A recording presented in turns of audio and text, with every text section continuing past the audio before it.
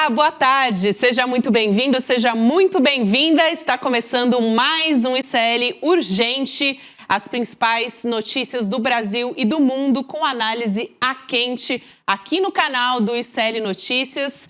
Nessa terça-feira, dia 20 de janeiro de 2026. Boa tarde para minha companheira diária nessas 2 semanas de férias de Rodrigo Viana, Laura Couto, minha querida, boa tarde. Boa tarde, Gabi. Muito bom estar aqui com você. Boa tarde para você que está nos assistindo pelos canais do Instituto Conhecimento e Liberta e Eduardo Moreira no YouTube e também pelos nossos canais parceiros. Gente, aproveita, deixa seu like, se inscreve no canal e comenta aí no chat de onde você está assistindo o ICL Urgente. Vamos lá, Gabi. Vamos lá, Laura, começando aqui com notícias quentíssimas, diretamente do noticiário internacional, porque hoje, gente, não parece que faz anos, mas na verdade a gente tem só 1 ano de mandato do Donald Trump. Eu disse anos porque é um caos, um rastro de destruição e também de autoritarismo desse 1 ano de segundo mandato do Donald Trump, né? Separadamente, não seguido o mandato do Donald Trump, mas o suficiente para causar estragos, que começou até com ameaças tarifárias, guerra comercial, e a gente não imaginou que pudesse chegar até ao fim, eventualmente, da ordem mundial como a gente conhece. Então, uma extrema-direita aqui conquistou espaço dentro da Casa Branca, publicamente, o Trump continua impondo as suas vontades pelo mundo inteiro, com ameaça de uso da força, ou até literalmente usando a força, com interferência em outros estados. Isso é o que a gente tem acompanhado nesse primeiro ano de mandato do Donald Trump, uma guinada cada vez mais autoritária e que avança. O governo Trump quer governar o mundo pelas redes sociais. Não fui eu que disse isso, foi o presidente Lula. Pessoal, hoje o presidente Lula esteve numa cerimônia no Rio Grande do Sul, do Minha Casa Minha Vida, e proferiu essa fala que a gente traz aqui agora, um trechinho por vídeo. Vamos acompanhar. Vocês vejam uma coisa, vocês já perceberam que o presidente Trump quer governar o mundo pelo Twitter? É fantástico. Todo dia ele fala uma coisa e todo dia o mundo fala aí da coisa que ele falou. Todo dia, você acha que é possível, gente? É possível eu tratar do povo com respeito se eu não olhar na cara de vocês? Se eu achar que vocês são um objeto e não um ser humano? É uma fala forte do presidente Lula, que, na verdade, ontem teve um artigo publicado no New York Times, foi notícia aqui no ICL Urgente, também analisando esse momento do governo dos Estados Unidos e da atuação do Trump, dizendo o hemisfério é nosso, num contraponto do que vem dizendo pelas redes sociais o governo do Donald Trump. Então, agora o Lula sobe ainda mais o tom. E como eu disse agora na abertura, 1 ano de mandato, exatamente 1 ano que o Trump sentou na cadeira da Casa Branca, e a gente relembra, começando aqui com uma tela para trazer uma espécie de resumo. Vamos tentar relembrar os pontos principais deste mandato do Trump. Terrorismo tarifário, pessoal, para tentar prejudicar a China, principalmente no mercado global, mas também avançando contra outros países. Recentemente falamos do Irã, também agora retalhar países europeus alinhados com a OTAN e principalmente com a Groenlândia, né, numa frente, vamos dizer assim, de resistência ao que o Trump tenta avançar contra a Groenlândia também. Então, o aumento das taxas. Política externa, propondo um conselho para rivalizar com a ONU. Isso é recente, dessa semana também, o tal do Conselho da Paz. A gente destrincha aqui no ICL Urgente também, daqui a pouquinho, como é que essas negociações estão nesse sentido. O Trump vai querer ir para Davos para falar a respeito disso. E tem o uso da força também, nessa primeira tela, que entra como um destaque nos últimos 12 meses. Foram 7 países bombardeados pelos Estados Unidos. Venezuela, o mais recente, com o sequestro de Nicolás Maduro, Síria, Iraque, Irã, Nigéria, Iêmen e Somália. Na tela seguinte, continuamos falando do desrespeito à soberania das nações, principalmente na imagem da Venezuela, deportação em massa. Então, 2,5 milhões de pessoas que foram expulsas dos Estados Unidos no ano passado.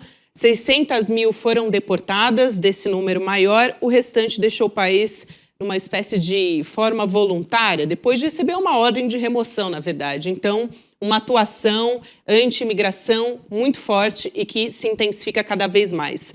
Truculência e morte, conectada a isso que eu acabei de falar. Então, a Polícia de Imigração, o ICE, tem feito ações violentas. Recentemente, uma mulher foi morta. Também, na mesma localidade que o George Floyd foi morto recentemente pelas forças policiais dos Estados Unidos, um lugar muito simbólico. E, nesse caso, foi uma abordagem do ICE. E aí, o Drill Baby Drill, né? O perfure, bebê perfure. O Trump deu novos incentivos para a indústria de combustível fóssil, enfraqueceu regulações ambientais, anunciou a retirada dos Estados Unidos do Acordo de Paris. Foram várias medidas contra o meio ambiente ao longo desse primeiro mandato do Trump. Escândalo sexual, isso é importante, gente, porque fragiliza o Donald Trump eleitoralmente. É uma preocupação do Donald Trump. Ele foi citado nos e-mails trocados pelo abusador sexual condenado Jeffrey Epstein. Tem o perdão aos invasores do Capitólio, diferente do que aconteceu aqui no Brasil.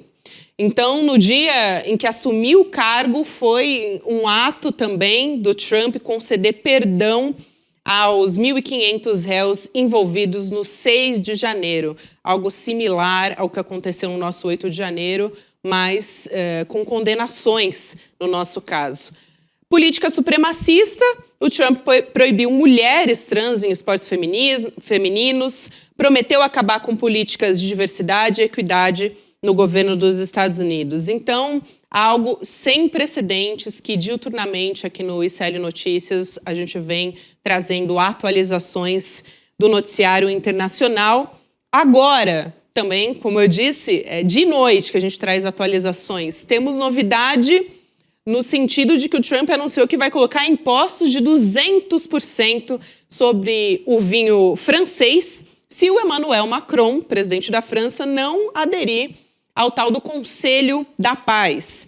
Só que não foi só isso, alinhado a esse avanço, a essa ameaça de frente com a França, né, matéria que está no nosso site, no ICL Notícias, o Trump também atacou o Reino Unido, que segundo ele planeja ceder a ilha de Diego Garcia, onde hoje tem uma base militar vital dos Estados Unidos, e também postou nas redes sociais algumas montagens bastante ofensivas, para dizer o mínimo, ameaçando a soberania desses países, anexando Groenlândia, Canadá, Venezuela, uma espécie de jogo de war que ele publicou nas redes sociais. Vamos mostrar essas imagens aqui na tela?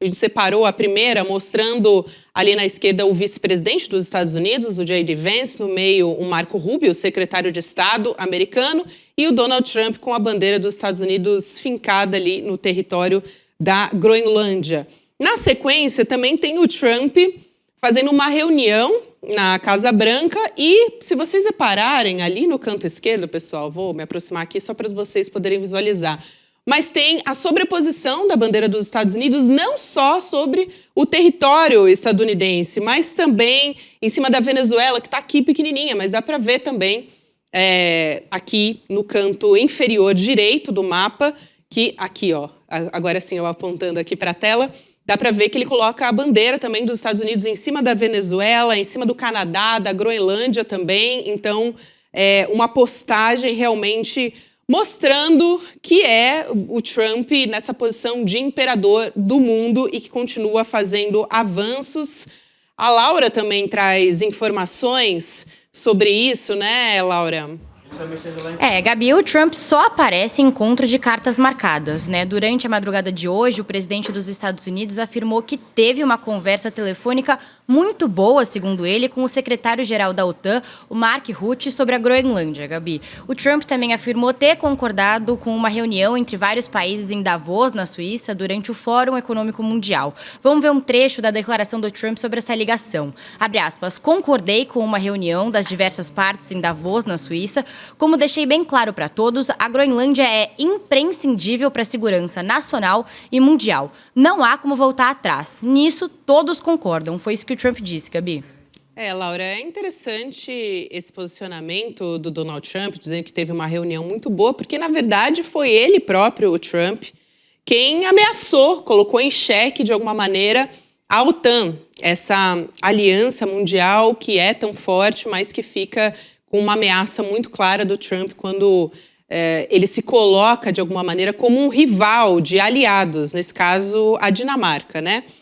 Um pouco depois disso também, o Donald Trump vazou, agora há pouco eu falei sobre a França, sobre um avanço direto contra a França, ele vazou mensagens do presidente da França, o Emmanuel Macron, que ele teria enviado, o Macron, para o Trump. Então a gente tem aqui na tela essas mensagens no celular dizendo o seguinte, né? Do presidente Macron ao presidente Trump. Meu amigo, estamos totalmente alinhados sobre a Síria, podemos fazer grandes coisas sobre o Irã. Eu não entendo o que você está fazendo na Groenlândia. Vamos tentar construir grandes coisas. Posso organizar uma reunião do G7 depois de Davos, em Paris, na tarde de quinta-feira. Posso convidar os ucranianos, os dinamarqueses, os sírios e os russos à margem, ali do lado, né? Vamos jantar juntos em Paris na quinta-feira, antes de você voltar para os Estados Unidos. Emmanuel. Então, eu estava falando agora há pouco de Davos. Depois dessa mensagem, o Macron, eu acho que é muito simbólico que ele tenha discursado nesse Fórum Econômico Mundial, lá na Suíça, justamente porque essa resposta veio de uma maneira não oficial, mas muito direto também aos Estados Unidos. Então, a gente tem o trecho do Macron criticando as intenções imperialistas dos Estados Unidos, dizendo que o mundo está caminhando para um lugar sem regras. Vamos ver essa fala. Look at the situation where we are. I mean, a shift towards autocracy against democracy, more violence, more than 60 wars in 2024, an absolute record, even if I understood a few of them were fixed. And conflict has become normalized, hybrid, expanding into new domains, space, digital, information, cyber, trade, and so on. It's as well a shift towards a world without rules, where international law is trampled underfoot, and where the only law that seems to matter is that of the strongest, and imperial ambitions are resurfacing. A gente, para quem está acompanhando o ICL Urgente só por áudio, basicamente a frase mais forte do Macron é a que ele fala que o direito internacional é pisoteado, enquanto a única lei que parece importar é a lei do mais forte e as ambições imperiais que estão ressurgindo. Nesse mesmo Fórum Econômico Mundial, quem discursou foi a Ursula von der Leyen, a presidente da Comissão Europeia. Teve um discurso bastante alinhado com esse do Macron e outras publicações também, outras declarações do Macron em relação ao Trump, criticou o novo tarifaço, também esse avanço da Groenlândia, avanço dos Estados Unidos contra a Groenlândia. Ela se posicionou a respeito disso. A gente traz mais esse trecho aqui no ICL Urgente. Vamos assistir. And this is why the proposed additional tariffs are a mistake, especially between long-standing allies. The European Union and the United States have agreed to a trade deal last July. And in politics, as in business, a deal is a deal. And when friends shake hands, it must mean something. Full solidarity with Greenland and the Kingdom of Denmark. The sovereignty and integrity of their territory is non-negotiable. Esse é o posicionamento da presidente da União Europeia, da Comissão Europeia, Ursula von der Leyen, que também é importante lembrar aqui que esses países europeus, principalmente os membros da OTAN, têm se posicionado ameaçando também os Estados Unidos com taxas, uma resposta ao que o Trump está dizendo sobre taxar esses países que não apoiam a anexação ou a compra da Groenlândia e também até ameaçando eventualmente retaliações no sentido corporativo, então impedindo empresas norte-americanas de estarem nesses territórios ou com algum tipo de retaliação tarifária. O Brasil também, a respeito do Conselho da Paz, agora há pouco a gente falava sobre isso, antes de entrar nesses posicionamentos, especificamente como é que o Brasil tem se colocado em relação a isso, eu quero trazer aqui também o motivo pelo qual o Donald Trump está interessado em ir até Davos, na Suíça. Ele tem interesse nisso, basicamente, para fazer propaganda do Conselho da Paz, que tem sido chamado até de ONU paralela por alguns especialistas. E essa lista dos países que estão apoiando, né, Laura, não está tão expressiva assim ainda. Como é que Gabi, tá? Gabi, esse tal Conselho da Paz do Donald Trump tá flopado, como dizem os jovens da minha geração. Do lado do Brasil, o ICL Notícias foi informado pelo Palácio do Planalto que nosso país não vai estar presente no evento e que, portanto, não vai assinar qualquer adesão. Vale lembrar, Gabi, que a gente trouxe ontem aqui no ICL Urgente a informação de que o Lula foi, sim, um dos convidados do Trump. Outros países, como a Noruega, a França e a Irlanda, também optaram por rejeitar essa adesão, argumentando que esse papel internacional do órgão já é preenchido pela ONU. Já a Alemanha e a Rússia agradeceram o convite, mas não se comprometeram a nada. Aquele clássico vou ver e te aviso, né, Gabi? Resumindo aqui, nenhum país de grande expressão política quer botar a mão no fogo pelo Trump. Nada de novo no front, né? Eu vou ver e te aviso porque ninguém quer estar ao lado do Trump no momento em que ele quer criar uma ONU paralela e dar todas as cartas. Quer dizer, vai atuar esse Conselho da Paz em conflitos internacionais, segundo a premissa que o governo dos Estados Unidos tem divulgado. Quem dá as cartas é o Trump e o curioso dessa história é que seria um mandato vitalício também. Então, os Estados Unidos fariam um papel ainda mais de todo-poderoso. E é justamente quem tem ameaçado a ordem mundial, seja com tarifas, com ameaças também bélicas em conflitos internacionais. Então, uma maneira de servir os próprios interesses e também, além de concentrar poder, não sofrer nenhum tipo de retaliação, o que a ONU já tem dificuldade também de criar algo concreto em relação a isso. Então, imagina só se esse Conselho da Paz vai adiante. Mas vamos continuar acompanhando essa história. Agora, eu falava sobre os posicionamentos do presidente Lula. Ele tem já há muito tempo se posicionado a respeito do genocídio em Gaza, foi criticado no início. Eles têm se afastado também dos líderes patrocinadores desse genocídio lá de Gaza. E, ao mesmo tempo, a gente tem um pré-candidato à presidência, o senador Flávio Bolsonaro, desembarcando hoje em Israel para participar de um evento sobre antissemitismo. O objetivo do Flávio, lógico, é se aproximar das lideranças de extrema-direita no mundo inteiro para fortalecer a sua candidatura agora em 2026, desde que ele foi ungido a candidato do pai, o Jair Bolsonaro. E a Laura vai trazer mais detalhes dessa história também. Laura. Gabi, o filho 01 do ex-presidente Jair Bolsonaro vai ser orador na Conferência Internacional de Combate ao Antissemitismo, que acontece em Jerusalém na semana que vem, nos dias 26 e 27 de janeiro.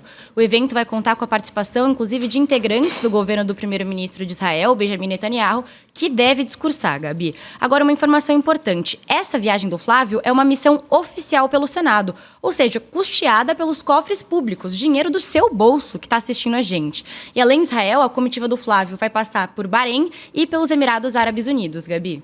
Me lembrou também a atuação do Eduardo Bolsonaro, que, com dinheiro também do contribuinte, estava lá nos Estados Unidos atuando contra o Brasil, tramando também retaliações econômicas e políticas contra o próprio território, né? Contra o Brasil. Bom, falando sobre agora o cenário nacional, já que citamos aqui o Flávio Bolsonaro, o ministro Alexandre de Moraes autorizou agora que o ex-presidente Jair Bolsonaro receba uma visita do governador de São Paulo, Tarcísio de Freitas, na Papudinha, onde ele está preso. E a Laura volta mais uma vez para trazer os detalhes dessa autorização do Alexandre de Moraes. Laura.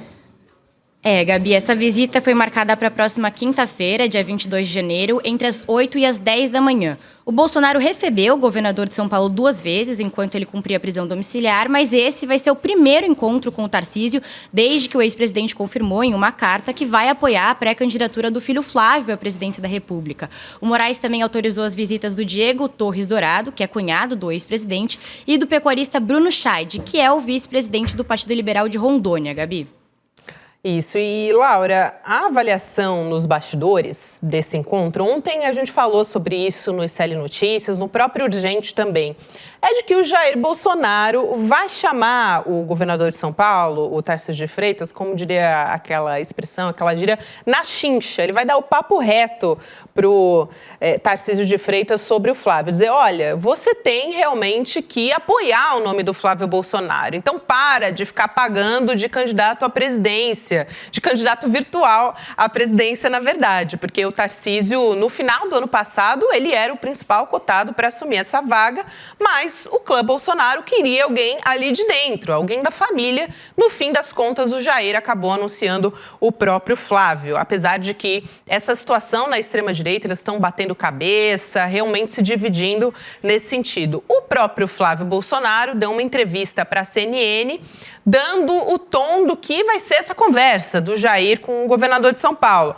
E aí ele disse que o que o Jair quer dizer para o Tarcísio, né, dar uma afagada ali no ego dele, dizer, olha, esse momento, essa sua gestão como governador de São Paulo tem sido muito importante, é uma eleição também crucial para as eleições nacionais, porque precisamos derrotar ali, principalmente na figura do PT, né, o que a extrema-direita quer é essa derrota, então, como estratégia nacional, é importante para nós que você esteja como candidato e que se reeleja em São Paulo. Então, é mais ou menos esse o tom que vai ser essa conversa.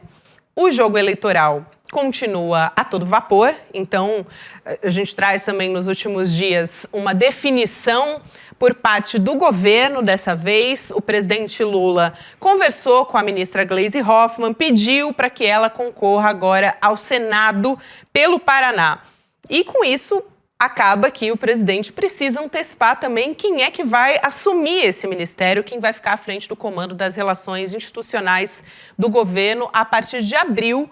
Também a Laura traz os detalhes do que está sendo já articulado para assumir esse posto, né?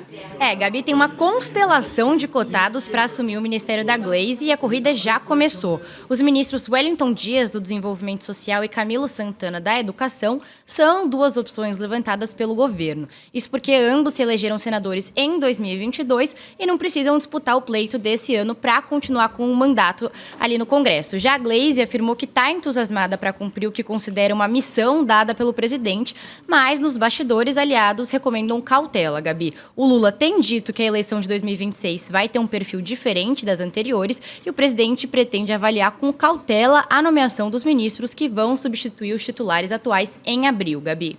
Isso é importante porque tem várias pastas que vão precisar de novos nomes, ao mesmo tempo que o governo precisa de nomes fortes para concorrer nas eleições. Então, são duas frentes de atuação.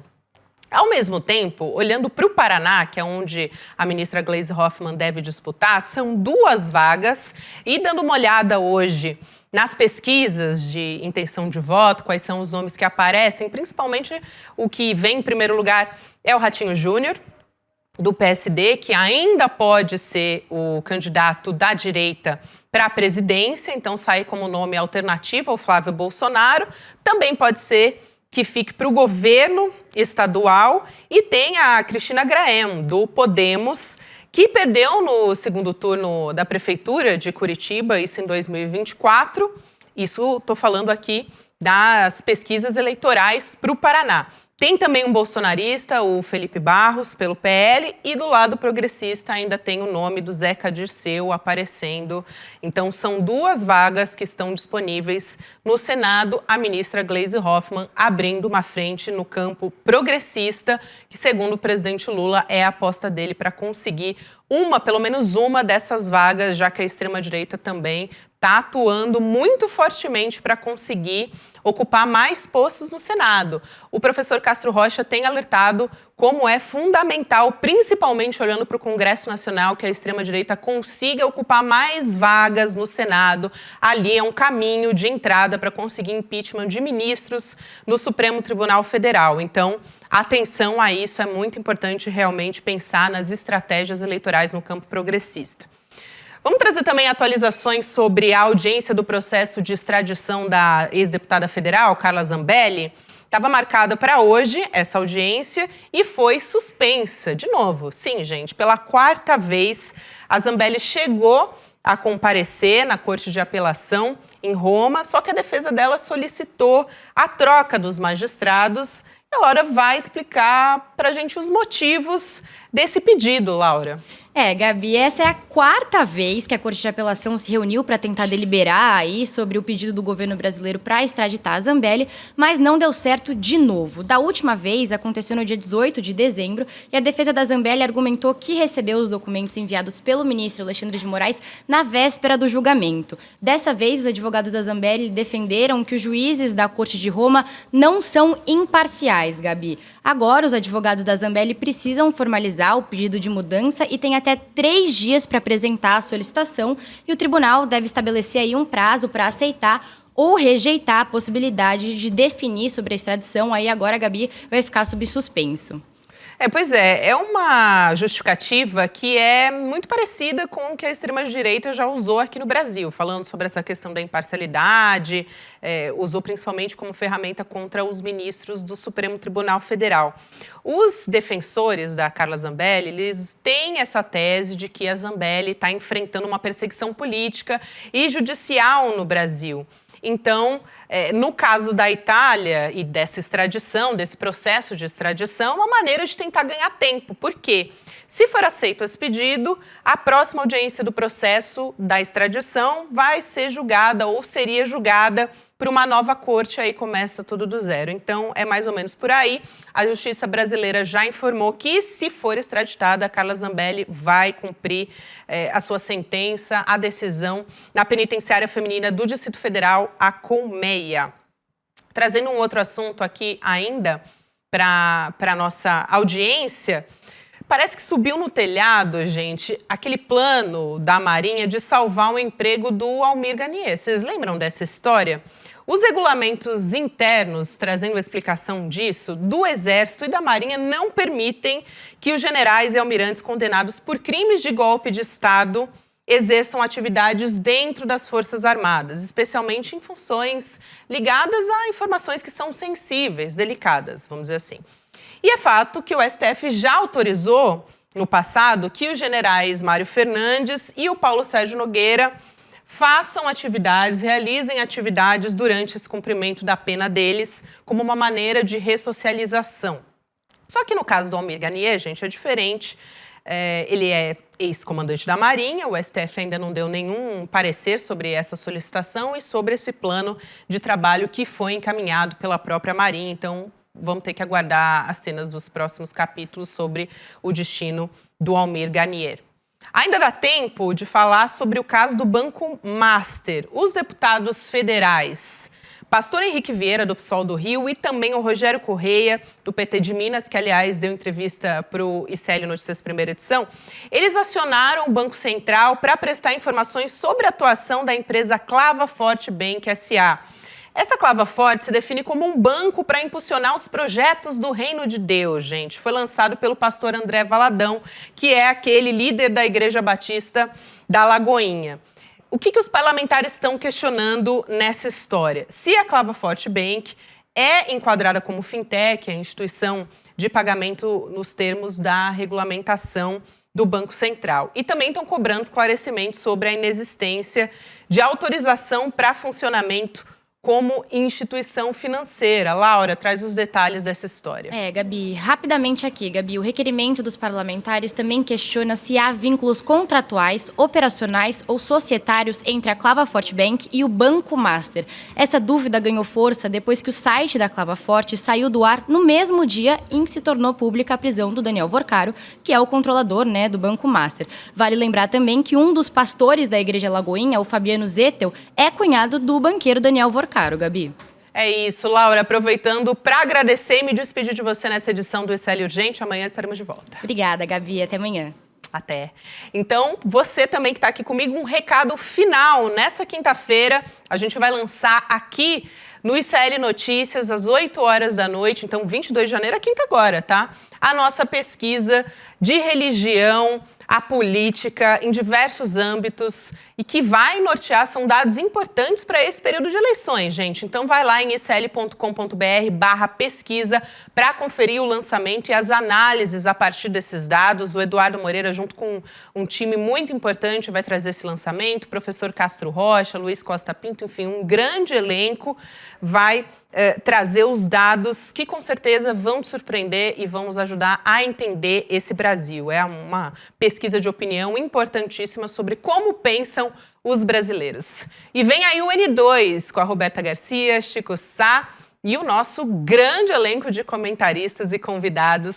Amanhã o ICL Urgente está de volta, pessoal. Boa noite.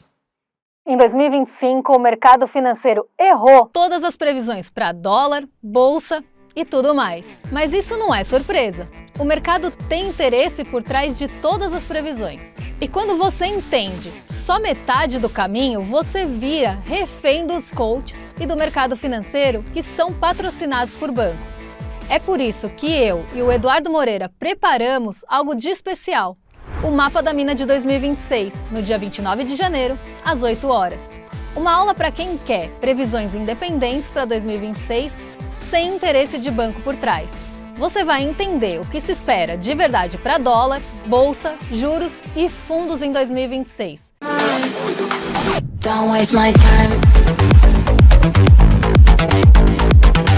Na loja Sou ICL você encontra camisetas, canecas, mochilas e bonés que carregam ideias.